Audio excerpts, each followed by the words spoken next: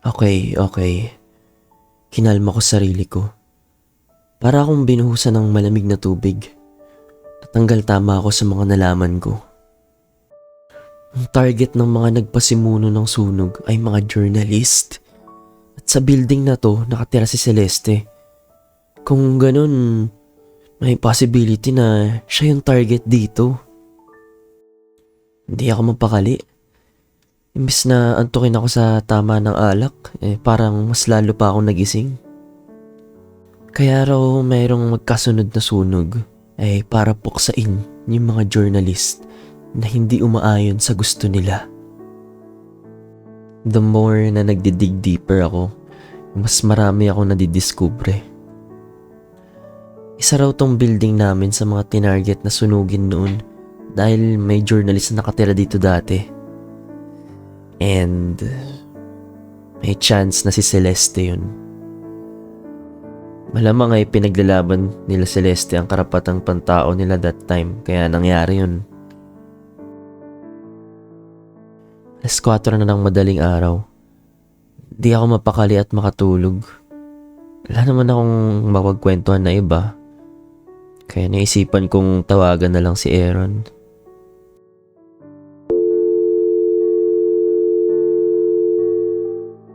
Oo, tangina pre, ah, alas 4 na ng madaling araw pre. Tulog akong boses nyo naririnig ko, pati ba naman paggising ko boses nyo pa rin? Hindi ko siya pinansin. Mas importante itong sasabihin ko sa kanya kaysa sa tulog niya. Pre, hindi ka maniniwala sa sasabihin ko. Gago ka ba? Halos kakapikit ko pa nga lang. May nagkasunog daw dito. Dito mismo sa apartment ko. Tapos yung target daw nila, journalist. Tapos ano, kailangan mong pigilan. Tulog mo na yan, pre. Baka sa karutong na panaginip mo, mapigilan mo. Kagi, pre, seryoso nga. What if kaya kami pinagtagpo ni Celeste para maligtas ko siya? What if mamamatay siya dun sa sunog? Sobrang timing, pre. It's birthday ko yung araw ng sunog. Ito pa, parehas kami ng unit. Diba? What are the odds? Narinig ko yung hilik niya sa kabilang linya. Langya, tinulugan ako. Pinaba ko na yung call. Bukas ko na lang siguro sabihin sa kanya.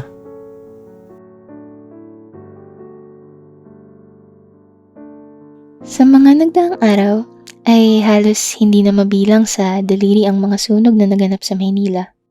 Sa aming palagay, ito'y hindi basta-bastang pagkakataon lamang sapagkat sa lahat ng pinangyarihan ng sunog ay may kasangkot na mamahayag. Dahil sa pagkakapareho ng dahilan ng mga insidente at pagkakahuwig ng mga pangyayari, ay hindi maikakaila ang malinaw na padron na lumilitaw. Ang bilang ng mga mamahayag ay patuloy na nababawasan sapagkat napipilitan silang magpagaling bunga ng kanilang tinamong mga sugat. Hindi ko maunawaan kung bakit sila'y labis na nangangamba na mamulat ang sambayanan sa katotohanan at sa kanilang likas na karapatan. Bagamat panulat lamang ang aming sandata at hindi kami humahawak ng dahas, kami patuloy na lumalaban para sa katotohanan at likas na karapatan ng kapwa Pilipino. Este. Hello, Ellie. Ramdam ko ang kaba at lungkot sa boses niya. Kamusta ka riyan? Hindi maayos, Ellie. Kahapon lamang ay may sunog na naman na naganap. At ngayon sa eskolta naman, batid namin na mayroon sa likod ng mga pangyayari. Tila ba mayroon silang gustong itago o patahimikin? Sa nabasa ko ay nagkaroon nga ng sunog sa eskolta. Ito ba ay nangyari sa madaling araw? Papaano mo yan nalaman? Hindi ko alam kung pwede ko ba tong sabihin o kung makakaapekto ba to sa timeline ni Celeste. Pero, bahala na. Meron akong nadiskubre, Celeste. Ano iyon, Ellie? Tungkol ito sa gusali natin at sa sunog. Ba't ba nawala sa isip ko yung sunog? Sabi ko maghahanap lang ako ng information tungkol dun pero sobrang bilis ng araw tas di ko na malaya na konting araw na lang April 19 na pala. Anong pagkakaugnay nito, Ellie? At papaano mo ito natuklasan? Sa aking panahon ay meron ng meron ng kung saan maaari kang magkalap ng balita sa pamamagitan ng telepono o anumang gadget. Basta yun. Medyo may kahirapan siya kung ipaliwanag pero Hindi ko naunawaan, Ellie. napaisip ako kung paano ko siya i-explain sa madaling salita kay Celeste. Dito sa amin ay maaari ka na magkalap ng impormasyon kahit ano pang taon ito nanggaling at nagmula. At ang iyong nakalap na impormasyon ay Nakalap ko ang mga impormasyon ukol sa mga sunog pang magaganap. sunog? Dito sa aking panahon? Oo, Celeste. Lahat ng sunog na naganap ay mayroong datos na aking nakita. Maaari ba yun? Kung ang ating tawagan na to ay suntok sa buwan o di maaari, ngunit nangyari, iyon pa kayang pagkatugma ng mga datos ko at pangyayari dyan.